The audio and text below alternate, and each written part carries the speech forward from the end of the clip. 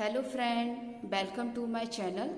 आज की इस वीडियो में हम लोग जीके का टॉपिक पढ़ेंगे और जीके ऑल कॉम्पिटिटिव एग्ज़ाम के लिए मोस्ट इम्पॉर्टेंट टॉपिक है। जीके से बहुत सारे क्वेश्चन किसी न किसी एग्ज़ाम में पूछे जाते हैं। एग्ज़ाम कोई सा भी हो तो ये आपके लिए मोस्ट इम्पॉर्टेंट है। आप इसे अपनी कॉपी पर नोट करिए और आप इसे डेली रिवाइज करते रहिए। तो आइए देखते हैं। यहाँ पे हमने वही जीके लिया है जो हर बार किसी न किसी एग्ज़ाम में आए हैं या आने की पूरी संभावना रहती है। तो पहला पॉइंट देखेंगे कुतुबुद्दीन ऐबक। ऐबक के बारे में कुछ पॉइंट नोट करेंगे जो हर बार एग्ज़ाम में पूछा जाता है। कुतुबुद्दीन ऐबक गुलाम वंश का संस्थापक था।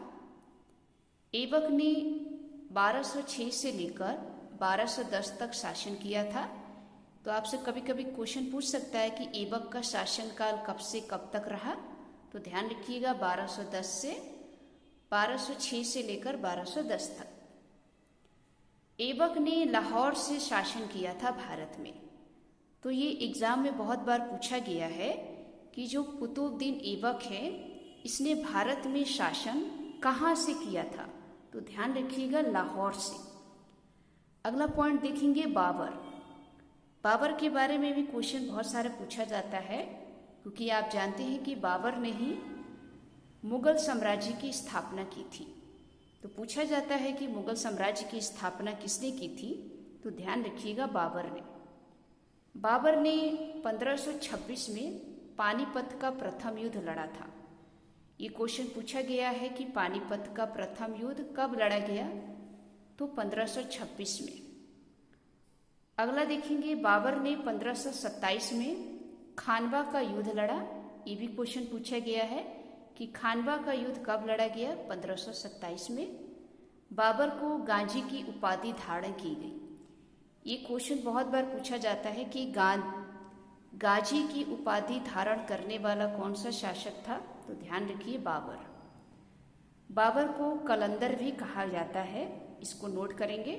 तो ये 3 से 4 पॉइंट है जो बेसिक जीके में पूछा जाता है और एग्ज़ाम कोई सा भी हो ये हर बार किसी न किसी एग्ज़ाम में आया हुआ है। आगे देखेंगे अकबर से क्वेश्चन पूछा जाता है कि अकबर ने दिन-ए-इलाही की स्थापना कब की थी। तो ध्यान रखिएगा दिन-ए-इलाही की स्थापना 1582 में की गई थी अकबर के द्वारा। यह आपसे क्वेश्चन पूछेगा कि दिन-ए-इलाही की संस्थापक कौन था। तो ध्यान रखिएगा अकबर ने ही 1564 में जजिया कर समाप्त किया था। ये हर बार पूछा जाता है कि जजिया कर समाप्त जो है अकबर ने किस समय किया था। तो ध्यान रखिएगा 1564 में। अकबर मुगल वंश का तीसरा शासक था। ये भी नोट करिए अकबर मुगल वंश का तीसरा शासक था। अकबर ने दोस्तों 1556 में पानीपत का दूसरा युद्ध लड़ा। आपको पता है कि पानीपत का प्रथम युद्ध बाबर ने लड़ा था 1526 में और पानीपत का दूसरा युद्ध अकबर ने लड़ा था 1556 में। तो इसको नोट कर लीजिएगा क्योंकि पानीपत के 3 युद्ध होते हैं। तो 2 तो आपको पता चल गए। आगे देखेंगे वास्को डी गामा। बहुत बार आपने वास्को डी गामा के बारे में सुना है। वास्को डी गामा भारत आने वाला प्रथम पुर्तगाली था। तो पूछा जाता है कि प्रथम पुर्तगाली कौन था। तो ध्यान रखिएगा Vasco D gamma. Vasco D gamma ने ही भारत एवं यूरोप के बीच समुद्र मार्ग की खोज की थी। ये भी क्वेश्चन पूछा गया है कि भारत और यूरोप के बीच समुद्र मार्ग की खोज करने वाला यात्री कौन था। तो ध्यान रखिएगा Vasco D gamma. Vasco D gamma दोस्तों 1498 में भारत की कालीकट बंदरगाह पर पहुंचा था। ये भी क्वेश्चन पूछा गया है कि वास्को डी गामा भारत के कालीकट बंदरगाह पर कब पहुंचा। तो ध्यान रखिएगा 1498 में। आगे देखेंगे 1857 की क्रांति। मोस्ट इम्पोर्टेंट है, हर बार क्वेश्चन पूछा जाता है इससे। 1857 की क्रांति का कारण क्या था? तो ध्यान रखिएगा, आजकल बहुत कारण इस तरीके से क्वेश्चन पूछे जाते हैं। अब ये वन लाइनियर जो क्वेश्चन है इस तरीके से नहीं पूछे जाते हैं, क्योंकि अब आपको थोड़ा बेसिक भी पढ़ना होता है और डिटेल में पढ़ना होता है, तो जाके आपकी जीके के क्वेश्चन बनते हैं। तो ध्यान रखिएगा, 1857 की क्रांति का कारण क्या था? तो कारण था दोस्तों आर्थिक, सामाजिक, राजनीतिक और धार्मिक को लेकर, क्योंकि आर्थिक समस्या थी, ये भी एक 1857 की क्रांति थी। सामाजिक समस्या, राजनीतिक समस्या और धार्मिक समस्या, ये सभी 1857 की क्रांति के कारण थे। 1857 की क्रांति का प्रतीक चिन्ह बहुत बार पूछा गया है कि 1857 की क्रांति का प्रतीक चिन्ह क्या है? तो ध्यान रखिएगा, रोटी तथा कमल का फूल। उसमें जो चिन्ह था उसमें दोस्तों रोटी तथा कमल का फूल था, तो इस चीज को भी नोट करिए। 1857 की क्रांति की निश्चित तारीख यानी कि तिथि क्या थी? तो ये हर बार पूछा गया है। ये दोस्तों 31 मई 1857 को तय की गई थी। आप जानते हैं कि जब 1857 की क्रांति थी तो बहुत से क्रांतिकारी जो लोग थे उन्होंने 31 मई को एक तारीख निश्चित कर दिया था कि हम इस तारीख को लड़ाई करेंगे, लेकिन ये 1857 की क्रांति दोस्तों 31 मई से पहले ही शुरू हो गई थी, जिसके कारण ये सफल भी नहीं हो पाई।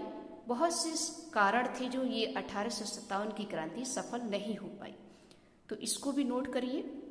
आगे और देखेंगे, क्योंकि जीके से बहुत सारे क्वेश्चन पूछे जाते हैं। अगला देखेंगे महाजनपद काल। महाजनपद काल से भी क्वेश्चन पूछा जाता है, इसको नोट कर लेंगे आप। क्वेश्चन में पूछा जाता है कि महाजनपद काल की जानकारी कहाँ मिलती है? तो महाजनपद काल की जानकारी दो ग्रंथों में मिलती है। एक दोस्तों बौद्ध ग्रंथ, बौद्ध ग्रंथ में भी कहाँ दोस्तों? अगुंतर निकाय में। और दूसरा जैन ग्रंथ, और जैन ग्रंथ में कहाँ? भगवती सूत्र में। तो ये क्वेश्चन पूछा जाए कि महाजनपद काल की जानकारी किस दो ग्रंथों में मिलती है, तो ध्यान रखिएगा बौद्ध ग्रंथ और जैन ग्रंथ। बौद्ध ग्रंथ में कहाँ? अगुंतर निकाय, और जैन ग्रंथ में कहाँ? भगवती सूत्र। अगर आप महाजनपद काल को देखेंगे तो कुल महाजनपद 16 थे। ये भी एग्जाम में पूछा गया है कि कुल महाजनपद कितने थे, तो ध्यान रखिएगा 16। 16 में से 14 दोस्तों राजतंत्र थे और 2 गणतंत्र। गणतंत्र का मतलब समझते हो, जिसमें राजा का बेटा राजा नहीं बनेगा, तो ये दोस्तों गणतंत्र थे। और बाकी दोस्तों राजतंत्र यानी केवल राजा ही शासन करेगा। तो 14 राजतंत्र थे और 2 गणतंत्र। और 2 गणतंत्र में कौन से जनपद थे, इसका भी नाम ध्यान रखिए। एक था मल और दूसरा था बच्ची। ये क्वेश्चन पूछा गया है कि महाजनपद काल में 2 गणतंत्र जनपद कौन थे, तो ध्यान रखिएगा मल और बच्ची। आगे देखेंगे सिंधु घाटी सभ्यता। सिंधु घाटी सभ्यता से बहुत बार क्वेश्चन पूछा गया है। सिंधु घाटी सभ्यता दोस्तों, ये सभ्यता कांस्य युगीन सभ्यता थी। दूसरा पॉइंट, ये प्रथम नगरीय सभ्यता थी। तीसरा पॉइंट, हड़प्पा सभ्यता का दूसरा नाम है। इस चीज को नोट कर लीजिएगा एक पॉइंट, कि जो हड़प्पा सभ्यता है इसी को ही सिंधु घाटी सभ्यता कहा गया है, क्योंकि सिंधु घाटी सभ्यता का दूसरा नाम हड़प्पा सभ्यता है। और हड़प्पा जो है पहला नगरीय स्थल खोजा गया था, इस बात को भी नोट करिए। तो आपसे पूछा जाए कि प्रथम नगरीय सभ्यता कौन सी थी, तो ध्यान रखिएगा सिंधु घाटी सभ्यता। या हड़प्पा सभ्यता का दूसरा नाम क्या है? सिंधु घाटी सभ्यता। सिंधु घाटी सभ्यता कैसी थी, तो ध्यान रखिएगा कांस्य युगीन सभ्यता। आगे देखेंगे वेदों की संख्या। वेदों से क्वेश्चन बहुत बार पूछा जाता है। वेदों की संख्या में देखेंगे तो कुल वेद दोस्तों 4 हैं।